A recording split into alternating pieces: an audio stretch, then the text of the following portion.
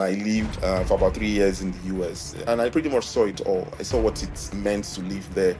I mean, it offers you a very comfortable life, but one thing that stuck out for me was it didn't feel like home. Hands down, with most eligible bachelor in the whole sub-Saharan Africa. What is holding you? For the women, like I said, I don't blame them. They need the man to make the first move. They cannot propose to themselves. But you have all the cards are laid, or everything. The world is your oyster. Can I be vulnerable with you on this one? Please, this is a safe space. That's why we're here. Okay. She said, Sorry for cutting it, but on this podcast, I don't do fence sitting. We must take a side. Looking in British American tobacco, it wasn't, it's not your level, but I know we self not small, Abi small yarn still shake.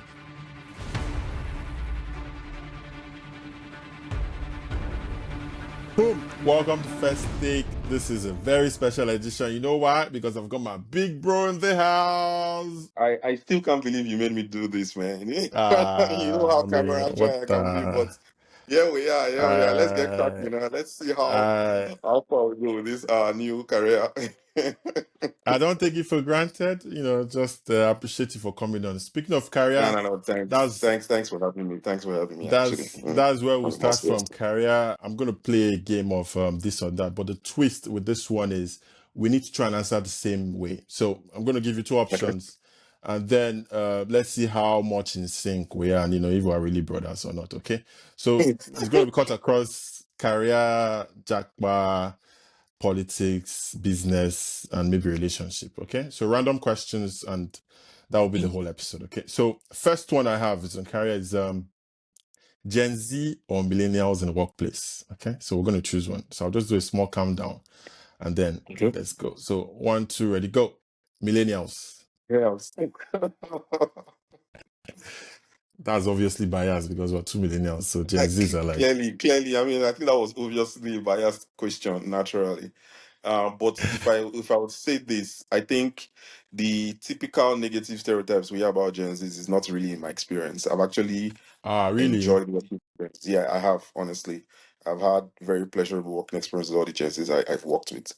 I think when you get to know them and understand them and just come down to their level, you will enjoy them. They're usually very, very smart guys, very tech savvy. I mean, they have their own quirks, and you need to know how to clock it with them. But ultimately, once you get past all that shenanigan, down to the work itself, yeah, I've really enjoyed at least the Gen Z on my team. I never really thought about it that way because, I used to work in my former life, KPMG. And I know there were stories of people who will resign from work and they will put their laptop in a taxi and send it to the KPMG office. So, so that's kind of like the stereotype, like you said, for Gen Zs. And I was wondering if you had any of those stories of, they'll use text message and tell you I quit or something like that. Yeah. So I think the worst that I've had, but ultimately, reality, made me sort of readjust the way I thought about it. There was a Gen Z guy in the team who, once it was close of business by 4, you can't reach him. Okay. Or even Switch if you off. send or switch off totally, completely, and then it resumes the very next day. It was an initial problem, but ultimately, the working hours, he actually gives you 8 hours. Like, he's delivering on the job on time, and he's just simply saying, respect my private time. Don't call me over the weekends or during public holidays. But when he's available, he's getting the job done in the right quality. So what more do you want? You just let them be, and then it's all about balance and finding the way to work with them. Moving on, next one is on Jackpot and travel. I know you're a massive traveler, right? Ajala. So USA or Canada, we're going to, try and pick one. So I'm going to go 1, 2, 3. Canada. Canada. You changed your mind there, Canada. Yeah, I changed my mind. I changed my mind last second. So I thought the question was going to be Jackpot or remain. I struggled with US or Canada because my preference really is to stay back in Nigeria. Ultimately, I don't see any reason why I would move except for love or family. But if I was to pick, my preferred sport would be to stay back in Nigeria for so many reasons. And then if I had to pick between the US or Canada, again, given the love of family dynamic. So for family, I think Canada is a much better place to raise a family. So for that reason, I think that would be my slight. It will have a slight edge over the US for me. Okay, I think you've answered my next question, which was living abroad or living in Nigeria. Because a lot on this channel, you're in fact you're the first person I believe in Nigeria, like who resides in Nigeria and works in Nigeria, who's joining us. Everyone else has been in diaspora, in the UK, in US, in Canada, and they've all shared their experiences of, sojourning to the, the great beyond and, starting lives and education and everything. But I know, obviously, from a personal experience, that you've had the opportunity to work abroad and you've always stubbornly said you would prefer to live in Nigeria. Why? Why is that? Wow, interesting. The primary reason I would say is because Nigeria feels like home.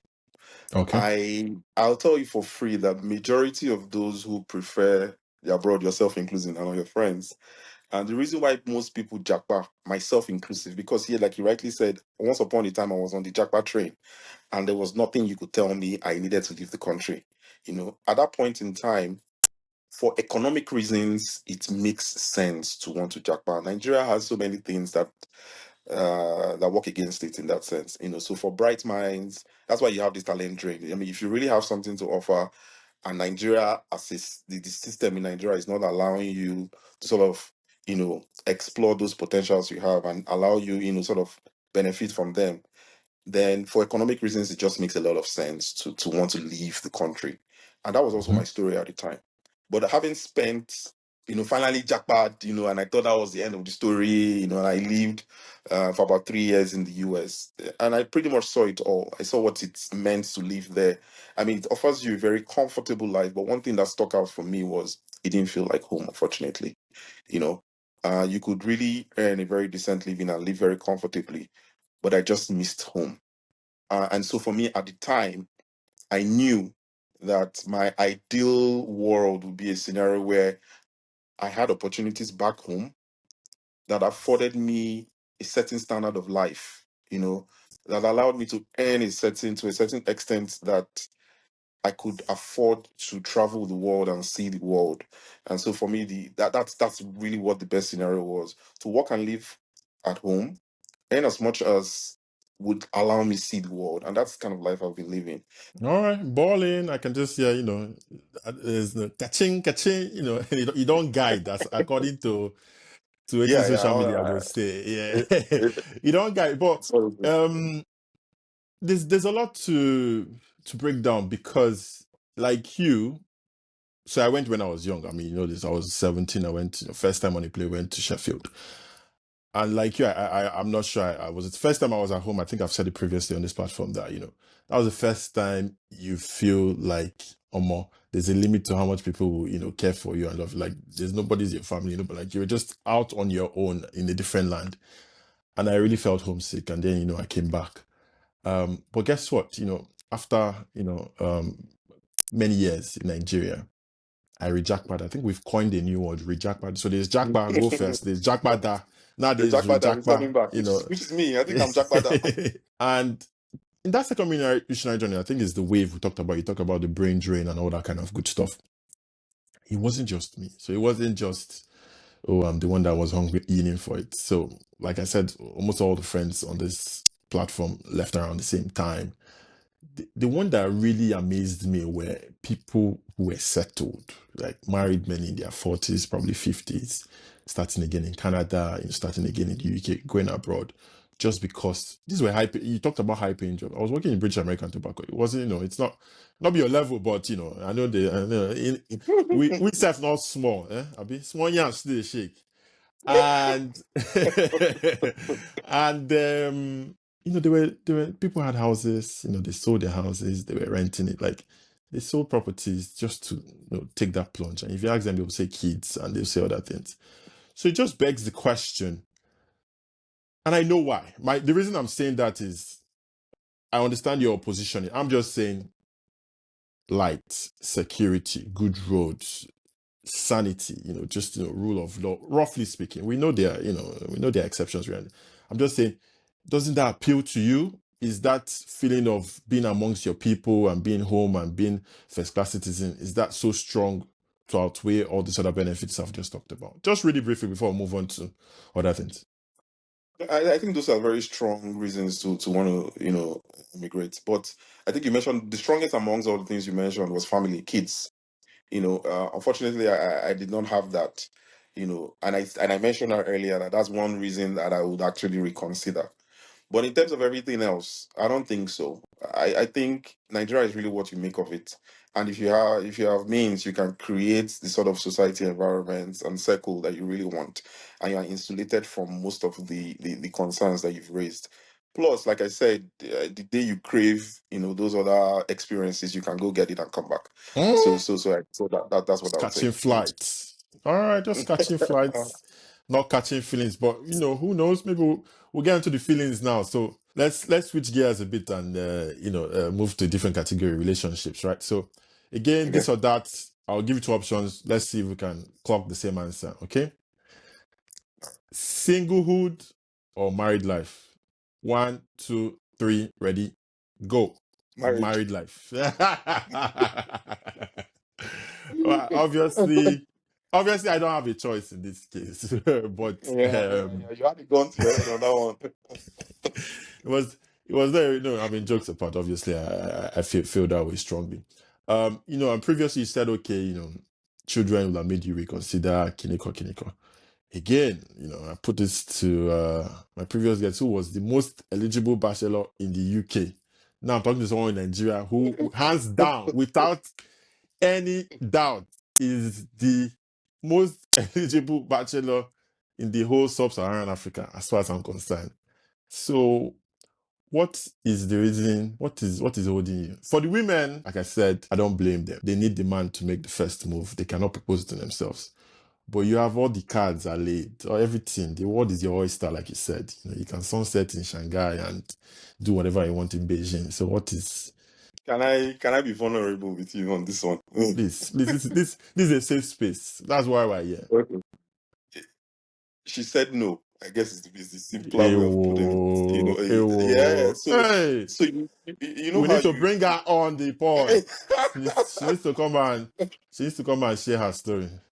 Yeah. So I think there's always that perception of when everything is going for the guy, or it's his fault, or it's the reason why certain things haven't happened or played out the way you sort of expect. But you guys never really think that, because when you get to the stage of life where done most things right, and you're looking for a life partner, you also want to get that right. So it's quite difficult to meet somebody who sort of matches or checks most of the boxes that you are looking out for. And yeah, so in my own situation, I thought I'd found the person, but she probably didn't share the same sentiments. It's surprising when people hear that, but I'm like, that's the truth, and that's a simple reality. So yeah, I wish it was a more profound answer, but that's as simple as it is.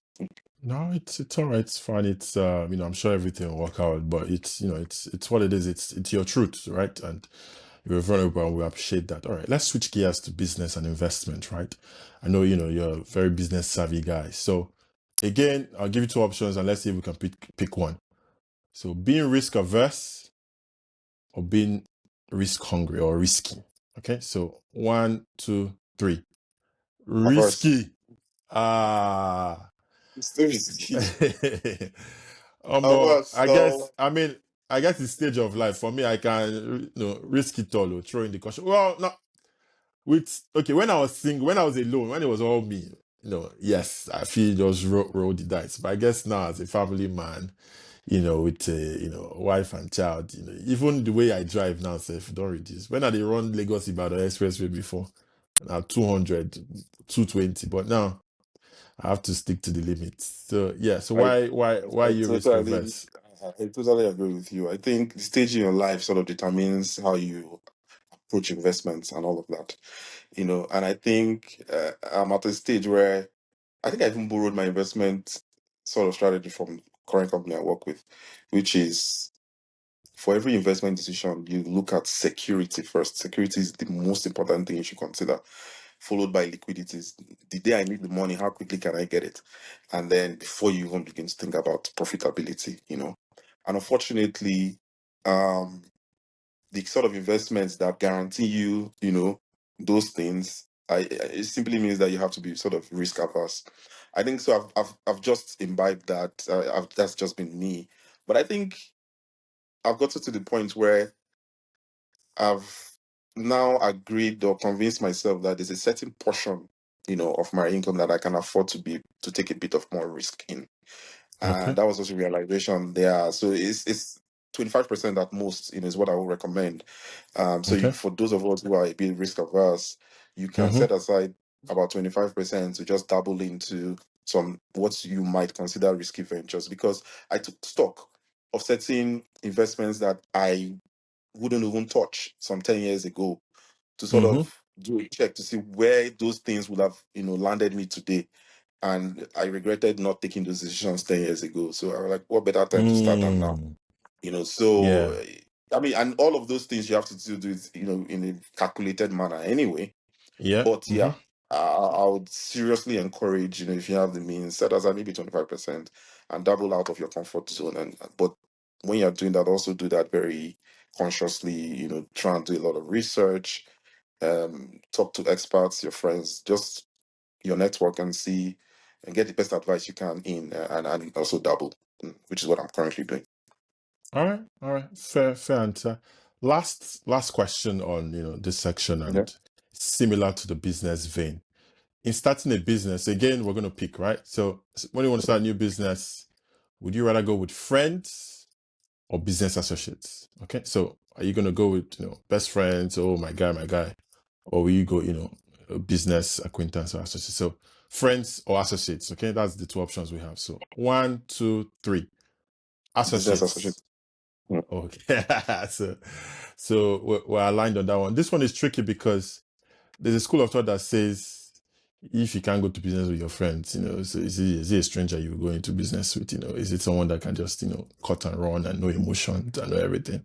So why associates? What's your counter argument to that? Yeah, I think the question sort of assumes that those two things are mutually exclusive. They're not always the case. There are certain friends that are also business associates for a reason, for their own merits. They are business associates not because they're my friends, but because of the skill sets that they've possessed and their experience in certain fields. So if your friends, for whatever reason, check those Ca- boxes as uh, can business I associates, interject? Can I okay? interject? Because I'm on this. Sorry for cutting in, but on this podcast, I don't do fence sitting.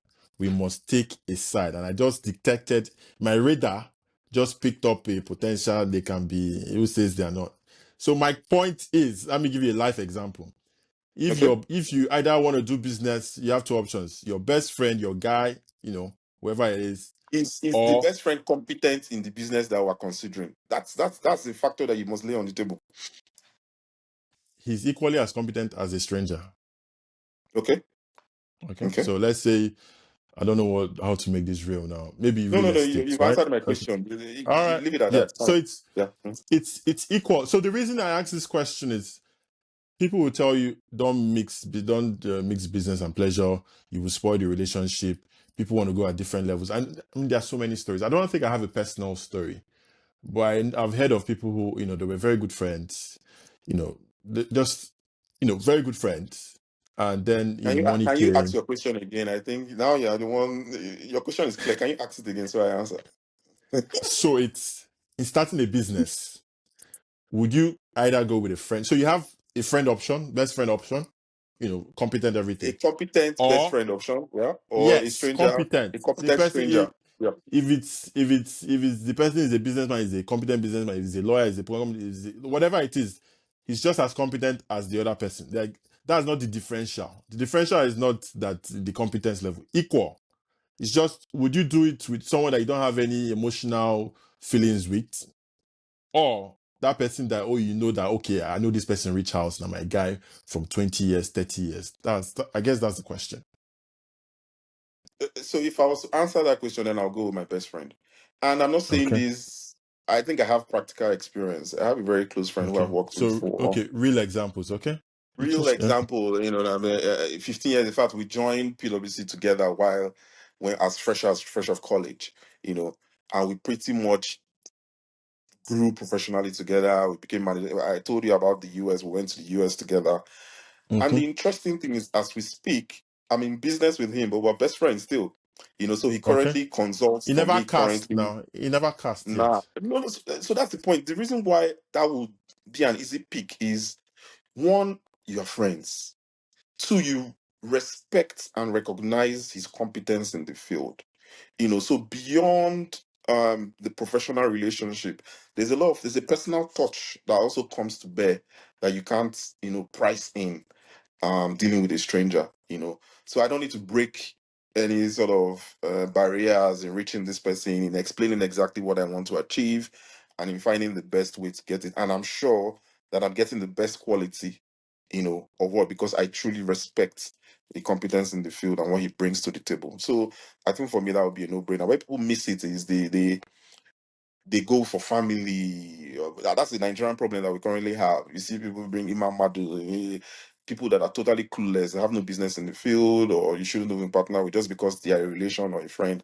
You then consider them over and above someone who is highly competent. So if you have a friend who checks off the boxes, is equally as competent, if not more competent, don't even think about it. It's a no-brainer. And not just that they are competent, they also have integrity. So their character also matters. So there Yes. are certain friends that you can tell, I can't anything money related, I don't want to deal with this person. But if someone has come through over and over again, when it comes to financial matters, you've never had any fight. Who do you trust more than someone that you really know? So this is someone who you've built trust with over time. The person reach out. The person is also equally competent. And it's a no-brainer. That's what I'll go with any day. Thank you so much. I think you just, you landed that point really well. It's something, it's very, you have a very unique take on that, because I know so many people would have told you, don't do it. You're going to, in the long run, there'll be greed or something will come up, and then you damage the whole thing. Even family, people will tell you, don't go to business with family, it will cause argument. It's, brothers have stopped talking. There's a family I know who grew up in the same, PTI. I can just remember, I can see their flat opposite us, and they were in the same company, but, they were not speaking to each other. But let's leave that. We don't know what caused that rift. Okay, thank you so much. We've come to the end. Is there any point you want to just share? Is it a pro tip? I mean, you're a very successful career person on business, or or even relationships where you're equally very successful. It doesn't matter the outcome. Equally very successful. I don't know about that. Anyway, I think from a career standpoint, I will just perhaps encourage people to pursue their dreams and go hard at it. Honestly, there's a cliche saying that success is opportunity meets preparation, Preparation. and my story could not be further from the truth. So all of the opportunities that came my way, I think I was able to land just because of how adequately prepared I thought I was at the time, and that confidence, from within, people it sort of shines through, and people just see it, and they are more eager to sort of associate or work with you in that sense. So yeah, put in your best foot every opportunity you get. You never get an opportunity to make a second impression. So the first foot, the first chance you get, and yeah, just keep on working hard at it. So Yeah, that would be excellent. Yeah, excellent. I mean, you've always embodied, personal excellence and drive and vision. And you've never, I remember advice, this was even decades ago, when they say, oh, everything is connection and everything is, who you know. And you've always said, I don't believe in that crap, man. It's, just make a case for who you are. Daddy used to say there's always room at the top. People for selfish reasons want to add you to their team so that they can, they can shine and, do well. So, something that's always stuck. So, thank you for that. Thanks for being a big brother, yeah. that I could look up to and, leading by example. All right. Thanks, guys. That's all we have on the show today. See you on the next one. Peace.